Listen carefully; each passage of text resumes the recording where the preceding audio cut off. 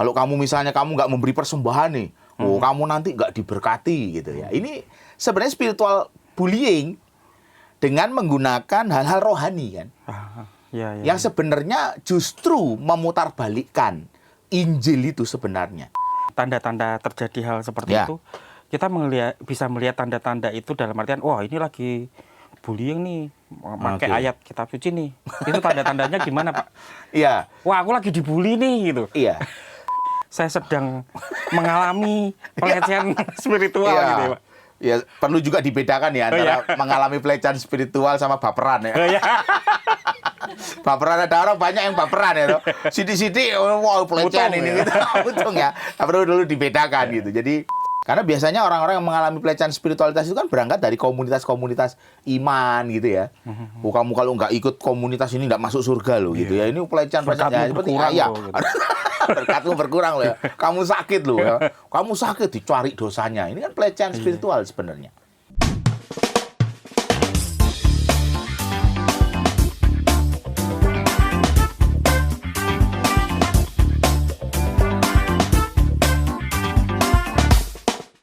Halo Geners, ketemu lagi dengan Igen Talks bersama kita semua di sini. Ada teman-teman yang ada di belakang sana nih, ada nih.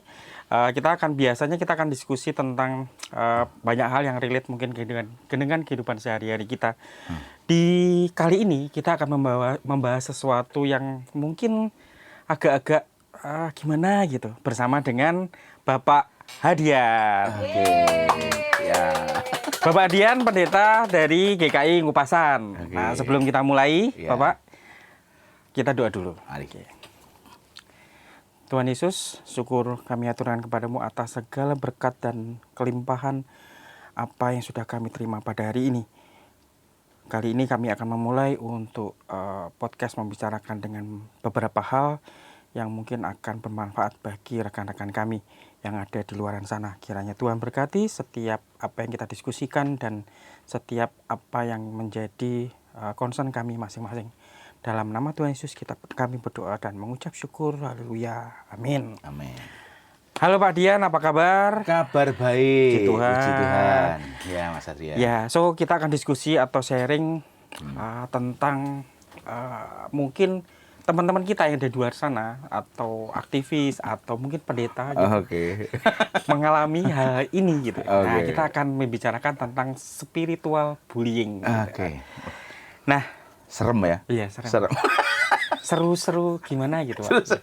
Nah, saya mau tanya nih Pak, biar teman-teman tahu, kita semua tahu bagaimana kira-kira itu apa sih sebenarnya spiritual bullying itu apa gitu. Gitu, Pak. Iya, kalau disederhanakan ya, menurut saya spiritual bullying itu ya pelecehan ya. Satu bentuk pelecehan, tapi bukan pelecehan seksual, bukan pelecehan fisik begitu, tapi pelecehan spiritual gitu ya, pelecehan spiritual, dan itu nampaknya banyak terjadi, tapi tidak dipahami bahwa orang-orang yang mengalami pelecehan itu bahwa dia sudah mengalami pelecehan kayak spiritual. Di area abu-abu gitu ya Pak ya?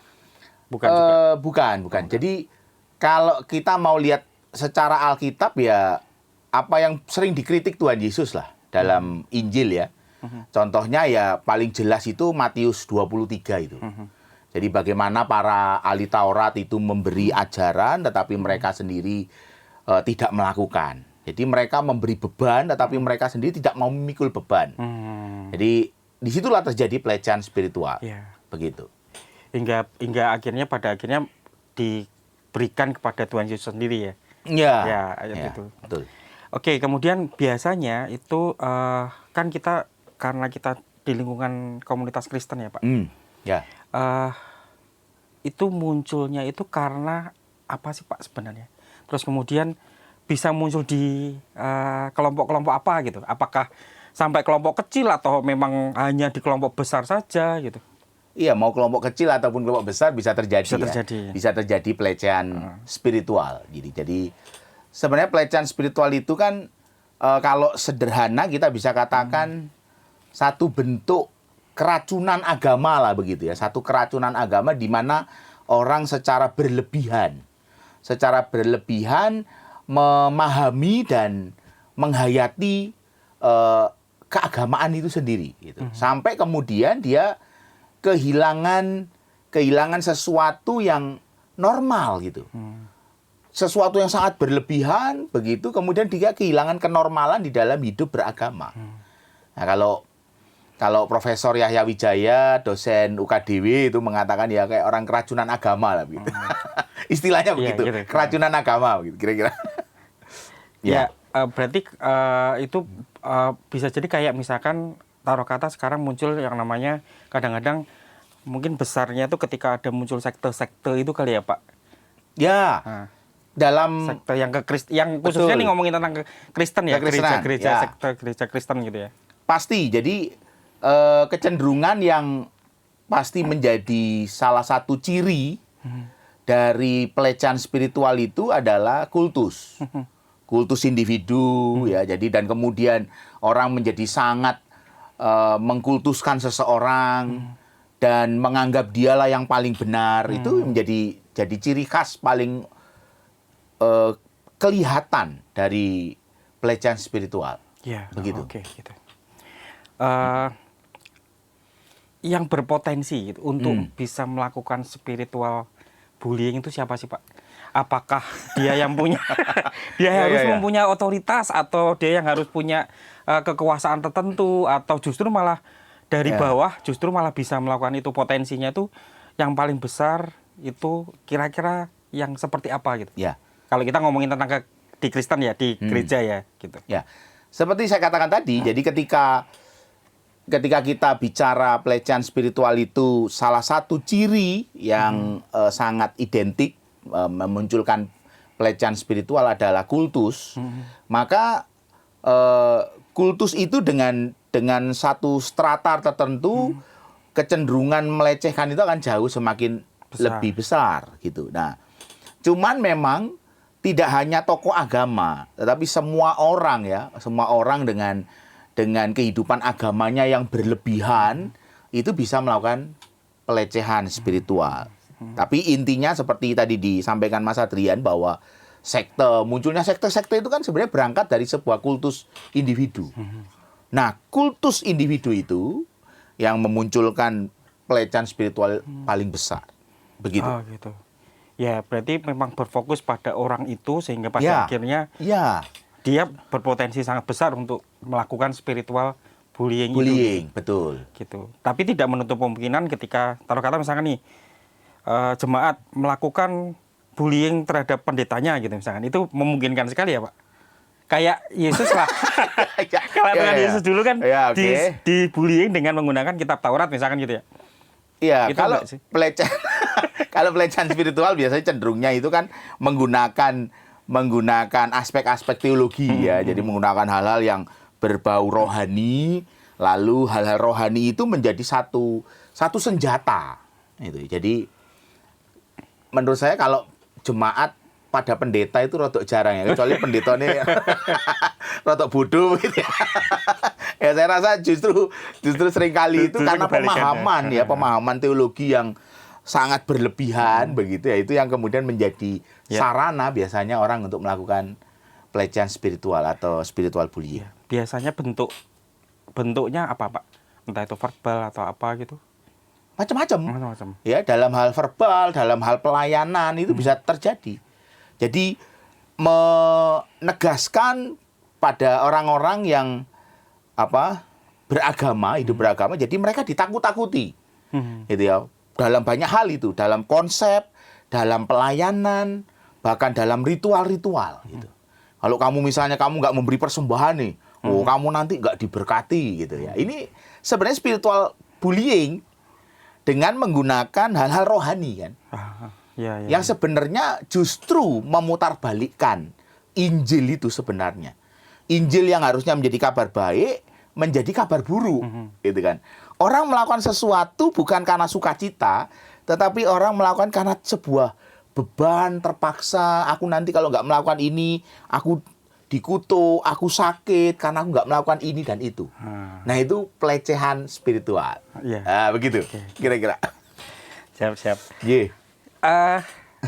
Ada ayat-ayat khusus nggak Pak yang kira-kira yang itu berpotensi menjadi yang mungkin sangat kental dengan bahwa itu bisa digunakan untuk bullying spiritualnya ini gitu. Semua ayat bisa, Mas. Oh, semua ayat bisa. ayat Termasuk dengan semua ayat Alkitab bisa dipakai selama kita memahami itu sebagai sebuah senjata. Sebuah senjata untuk menekan orang lain. Ayat itu bisa menjadi apalagi kalau ayat itu dipotong ya, Pak? sarana. Oh Maksudnya iya, betul, dipotong misalkan pasti. hanya sebagian tertentu gitu ya. Betul. Nah, itu kan ayat manapun bisa kita pakai untuk melakukan pelecehan spiritual. Gitu. Ya. Ya. Yang lain, pertanyaan yang lain nih, Pak. Ya. Berarti memang sebenarnya spiritual bullying itu berpotensi ketika memang lebih besar ketika punya otoritas tertentu. Ya. Bahkan termasuk Kultus tadi lah. ya, termasuk misalkan pendeta ke jemaat mungkin ya. Ya. Terus Majelis kemudian, ke jemaat. majelis ke jemaat gitu. Bukan, Pak, penatua ke jemaat. Iya. Karena majelis kan ada pendetanya Iya.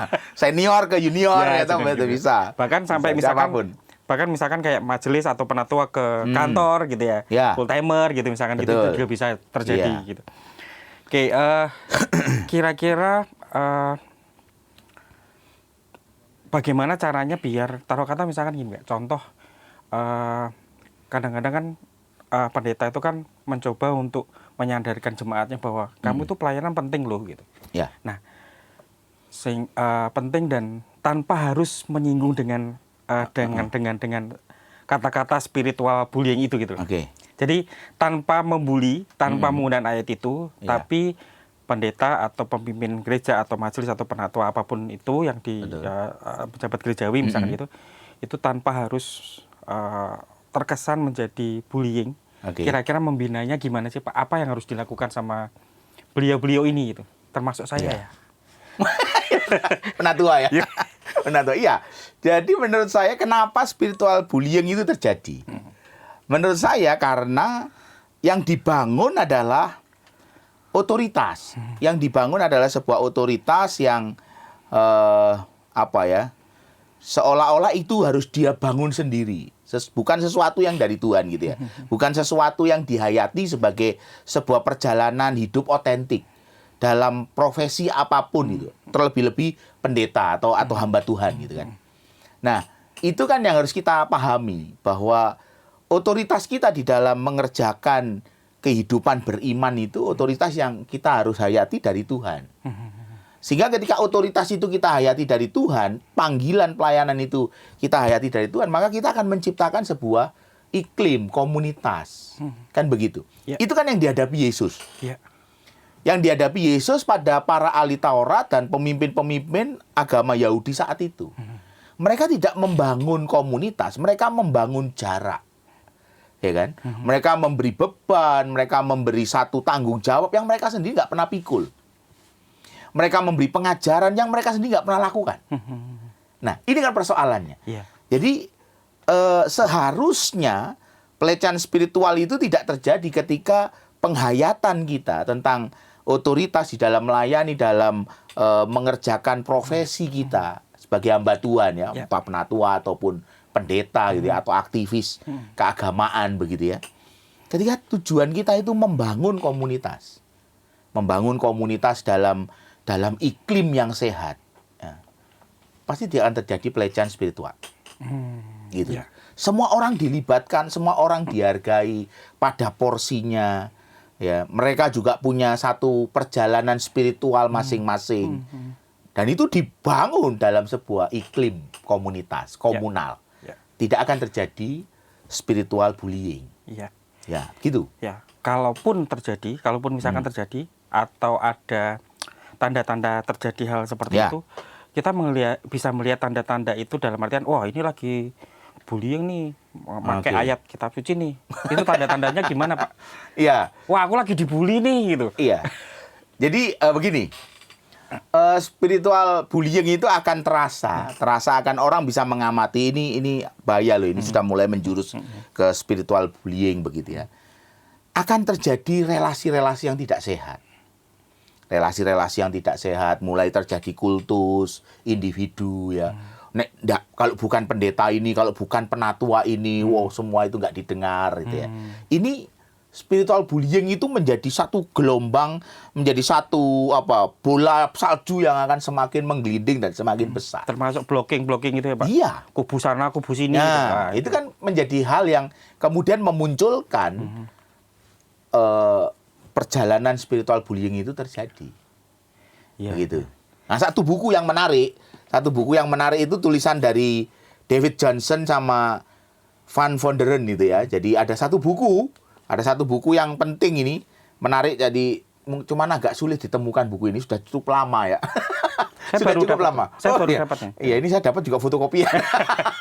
Jadi ini satu buku yang diberi judul oleh penulisnya David Johnson dan Van Vonderen ini, Kuasa Terselubung dari Pelecehan Spiritual. Ini bukan endorse ya guys. Iya, ini buku yang baik sekali untuk dibaca, mengkritisi diri ya, mengkritisi diri. Dan buku ini sebenarnya diperuntukkan untuk hamba-hamba Tuhan.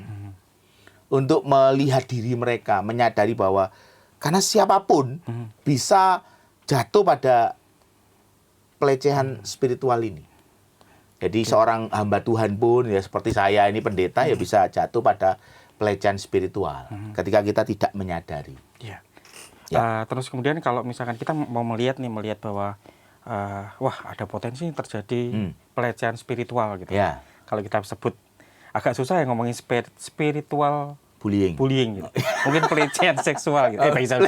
Pelecehan spiritual. Iya, oke. Tit. Pelecehan spiritual ini ketika kita melihat itu atau melihat oh ini ada potensi nih gitu. Yang bisa kita lakukan apa sih Pak? Atau Pak, kamu lagi melakukan pelecehan spiritual nih gitu. Apa harus seperti itu atau harus bagaimana gitu Pak? Iya. Ya kalau di dalam perjalanan Tuhan Yesus menghadapi orang-orang yang melakukan pelecehan spiritual ya, yang kemudian juga ditulis dan diangkat oleh tulisan David Johnson sama Van Vonderen itu, jadi memang harus terjadi satu percakapan. Ya, percakapan, ya kalau kita bicara gereja hari ini, bicara kehidupan kita beriman supaya pelecehan spiritual itu tidak terjadi, harus terjadi satu percakapan yang mendalam. Ya, tidak membiarkan otoritas itu kemudian menjadi sesuatu yang mendominasi. Bukan relasi. Itu bahaya sekali ketika sebuah otoritas mendominasi sebuah komunitas. Kenapa? Karena itu akhirnya bukan jadi komunitas kan. Saya ada di situ karena saya merasa ya saya takut saja sama dia. Gitu. Nah, ini kan relasi yang tidak sehat. Iya. Sangat berbeda kalau kita berada dalam sebuah komunitas, lalu saya senang dengan komunitas itu, karena kehadiran orang-orang yang ada di sana itu saya rindukan. Saya tidak akan melakukan pelecehan spiritual. Saya juga tidak akan mengalami pelecehan spiritual. Nah, karena itu ketika terjadi pelecehan yang secara spiritual kok sangat mendominasi, sangat ingin dikultuskan. Nah, ini perlu ada sebuah percakapan yang mendalam. Termasuk dengan misalkan saya masuk ke dalam sebuah komunitas, aku merasa ketika masuk pertama kali oke nih gitu. Terus kedua masih oke nih gitu. Ketiga kayaknya ada sesuatu yang membuat nggak nyaman, itu termasuk di situ juga. Apakah itu juga termasuk bahwa saya sedang mengalami pelecehan spiritual gitu ya Pak? Ya, perlu juga dibedakan ya antara mengalami pelecehan spiritual sama baperan ya. Baperan, ada orang banyak yang baperan ya. Sidi-sidi, wow pelecehan ini gitu. Untung ya. Perlu dulu dibedakan gitu. Jadi pelecehan spiritual itu kan ketika orang menegaskan sesuatu, kebenaran firman untuk menghukum gitu. Ya, padahal kan perjalanan kita sebagai orang percaya itu kan bukan perjalanan orang-orang sempurna. Orang dalam perjalanan hidup melayani, dalam hidup mengikut Tuhan secara spiritual, kan bukan orang yang perlu ditakut-takuti gitu. Dan ditakut-takuti itu kan bukan satu karakteristik ciri dari kabar baik. Bukan ciri dari Injil. Gitu. Nah, justru harusnya Injil, kabar baik itu sungguh-sungguh menjadi kabar baik.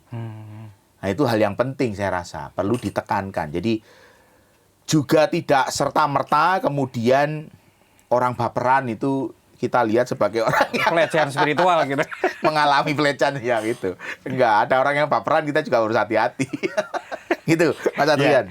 Siap. Ya. Silakan, Pak.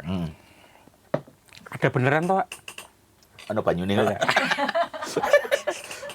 Ya. Oke ya.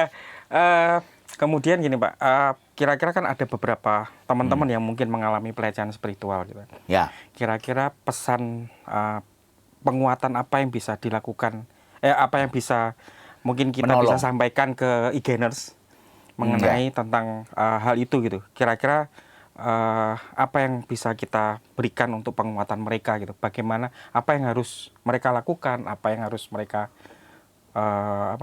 mungkin perlu ngomong sesuatu sama Ya. seseorang atau apa gitu Pak. Harus untuk menolong orang-orang yang mengalami pelecehan spiritual itu, membawa mereka kembali dalam sebuah komunitas yang sehat. Tidak bisa tidak. Jadi membawa kembali mereka dalam komunitas iman yang sehat, iman yang mendukung mereka, yang mensupport mereka, yang merangkul mereka, gitu ya. Supaya mereka dikembalikan bahwa ya semua orang bisa mengalami hal serupa. Dan mereka harus dipulihkan dengan kasih itu, kasih Allah itu sendiri di dalam komunitas. Karena biasanya orang-orang yang mengalami pelecehan spiritualitas itu kan berangkat dari komunitas-komunitas iman gitu ya. Kamu kalau nggak ikut komunitas ini nggak masuk surga loh gitu ya. Ini pelecehan ya, seperti ya. gitu. Berkatmu berkurang loh ya. Kamu sakit loh ya. Kamu sakit dicari dosanya. Ini kan pelecehan spiritual sebenarnya. Ya, menghukum. Nah, bagaimana orang-orang yang merasa terhukum ini, merasa kemudian dia dilecehkan secara spiritual, mereka merasa tidak layak, kemudian terluka justru oleh hal-hal spiritual. Ya, orang-orang terluka oleh spiritual justru harus dirangkul kembali oleh komunitas spiritual yang baik, yang sehat. Nah, itu proses yang penting. Begitu. Ya, siap. Oke, terakhir nih Pak. Ya. Closing statement nih Pak buat para e-gainers Ya. yang mendengarkan diskusi kita, walaupun mungkin nggak terlalu panjang. Ya. Kira-kira apa Pak Adian? Ya, pesan saya yang saya rasa menjadi closing statement ini adalah begini. Saya mengatakan saya senang dengan tulisan almarhum Eka Dharma Putra ya. Pak Eka Dharma Putra itu mengajak bahwa ketika kita beriman, ketika kita beragama, gunakanlah akal sehat gitu. Kenapa orang banyak mengalami pelecehan spiritual? Kenapa orang banyak mengalami spiritual bullying? Karena banyak orang dalam beragama dan beriman itu tidak berakal budi. Orang pinter-pinter ya, mahasiswa S1, S2 itu kan wong pinter ya toh. Wong wis lulus kuliah itu kan mesti wong pinter gitu. Tetapi kayak orang yang ketika bicara Alkitab, bicara firman itu kayak orang yang kayak kerbau dicocok hidungnya gitu. Jadi tidak menggunakan akal budinya. Bener nggak sih omongan ini? Gitu. Dia tidak kritis. Nah, saya sangat setuju dengan satu statement Pendeta Eka Dharma Putra dan menurut saya ini closing statement yang baik. Bagaimana saudara supaya tidak mengalami spiritual bullying.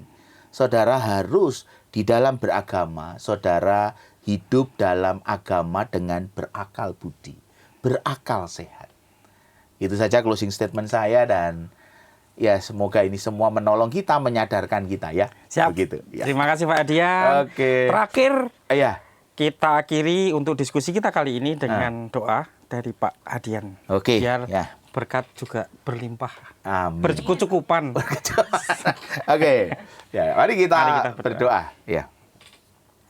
Tuhan, terima kasih untuk percakapan yang singkat ini.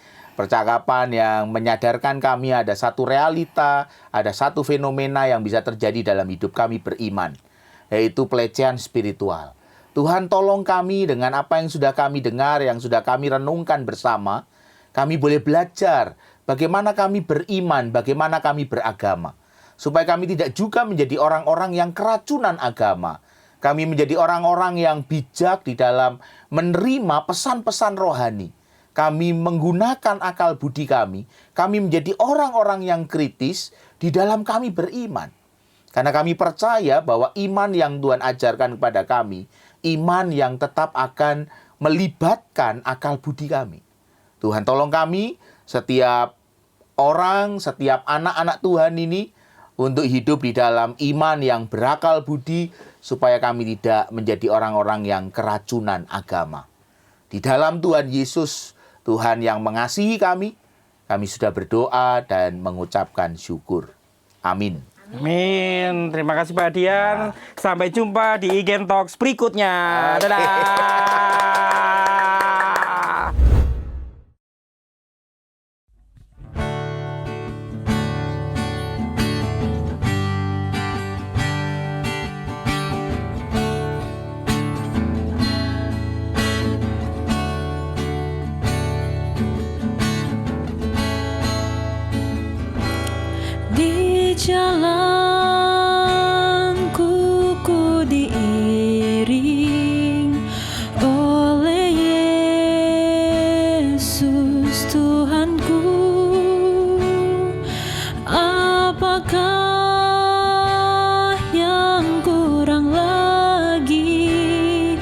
Jika Dia panduku, diberi damai surgawi, asal imanku teguh, suka duka dipakainya untuk kebaikanku, suka duka dipakainya untuk kebaikanku.